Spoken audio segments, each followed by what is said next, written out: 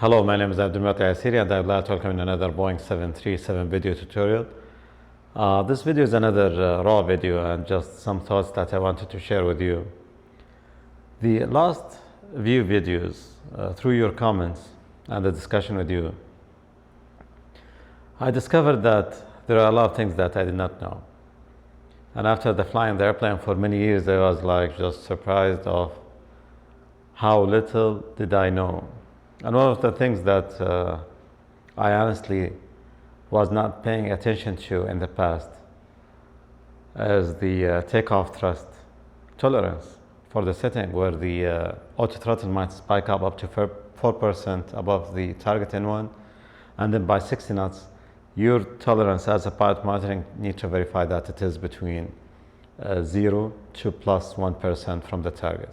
And this is something honestly I did not know since I started flying the airplane. So now at least I'm paying attention to it. Another thing for the flap extension schedule, when I was doing the preparation for the video, I was of course going through the profiles in the QRH. And in the profile for the RNAV approaches, it says 2 miles prior to the final approach fix, you go gear down flaps 15, and then at the final approach fix, you go flaps 30. And I remembered that one of my colleagues or my friends in the airplane, he gave me a feedback saying that I don't call approaching glide path on RNAV approaches. And that is true. I mean, since I started flying the airplane, I haven't called approaching glide path. And for me, it was not a practical call because it's happening, for me at least, the profile that I was flying before, or the one that I got trained to, which is to go gear down flaps 15 3 miles prior to the final approach fix, and then 1 mile prior to the final approach fix, I go flaps 30. And I was like, if I go gear down flaps 15 3 miles prior to the final approach fix, and then 2 miles I call approaching glide path, it was just too many calls at the same time. But then as I was doing the preparation for the flap retraction extension schedule, I was seeing that actually the gear down flaps 15 is at 2 miles prior to the final approach fix. And the approaching glide path call is at 2 miles.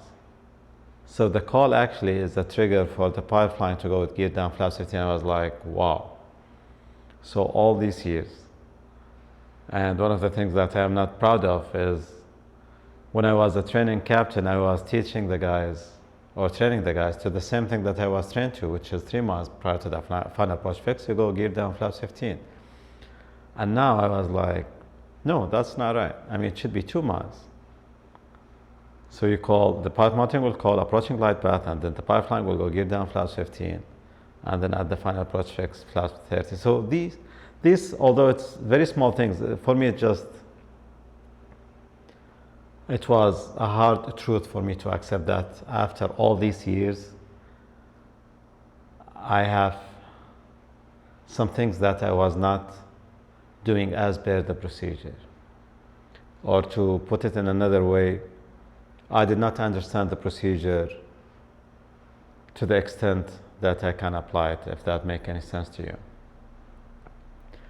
Now, the latest thing that I've been learning, or one of the latest things, let me put it this way, is I'm trying to do a video now on the airspeed disagree, or unreliable airspeed non-normal checklist. And guess what? There is a tolerance to identify which airspeed indicator is correct. So if you follow the QRH, identifying a reliable airspeed indicator is about maybe step 15 or so in the QRH. But again, because I was trained on the old procedure, that is before the change of the QRH and the memory items, and one of the things that we used to do in the past, again, this is before the new procedure, because they changed the unreliable airspeed QRH, I think maybe 6 years or 7 years ago. So for us at the beginning, we were trying to identify which airspeed indicator is reliable quickly, and that was one of the almost first steps. I don't remember the old checklist. I can check it, and maybe I'll talk about it in the video. But anyways, so if you go follow the QRH steps. Again, step 15 or 20 or somewhere there.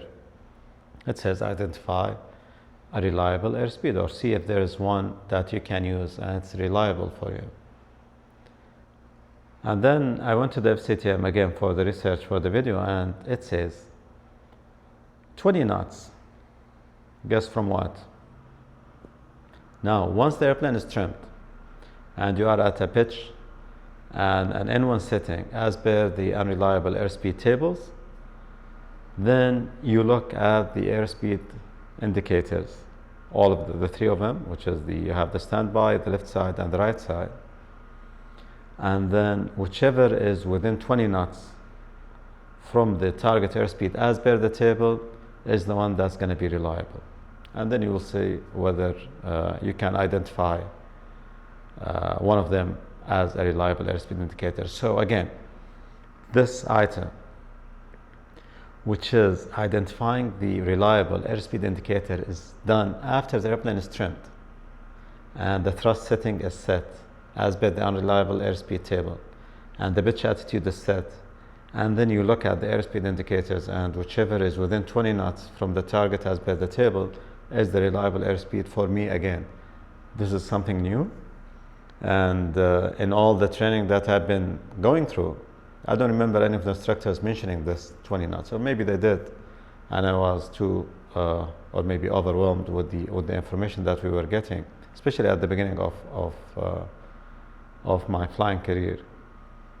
And unfortunately, at the beginning, the person, or at least I'll talk about myself, I was overwhelmed by how much information I was getting. And then later in my career, or let's say the second half of my career, I became reluctant or rigid to learn new things. So whatever I learned, okay, that's it, I'm gonna go with it. And I'm gonna go and highlight these things as I go with uploading the videos. Just the point of all this is just hopefully help you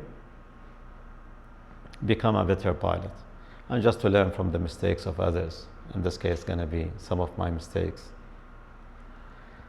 So that's it. One more thing, actually, before I conclude this video.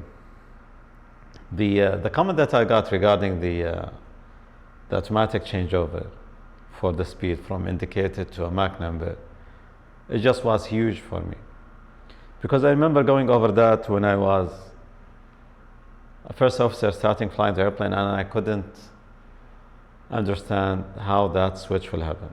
And then when the comment came regarding the video on why the 26,000 approximately is mentioned in the FCOM, I immediately went and checked it in the airplane, and it just kept on happening. That is for level change, for vertical speed, or VNAV with the window open. And that for me was something that answered a question that I had for a long time in my mind, but I forgot that I have it, because again, as I started flying the airplane for years now, my level of engagement with the airplane have declined for many reasons, and now it's been reignited by the engagement through your comments and the questions that I've been getting. And another thing, that's something that I've been working on myself to realign myself with my career more, but that's a subject for a different video. Anyways, that's it. Anyways, that's what I wanted to share with you in this video. And again, thank you for your comments and questions and engagement. As always, I hope that this channel and this video would be of some benefit to you. And until next time, this is Abdul Mati Asiri. Wish you safe flying and smooth landing. Thank you for watching.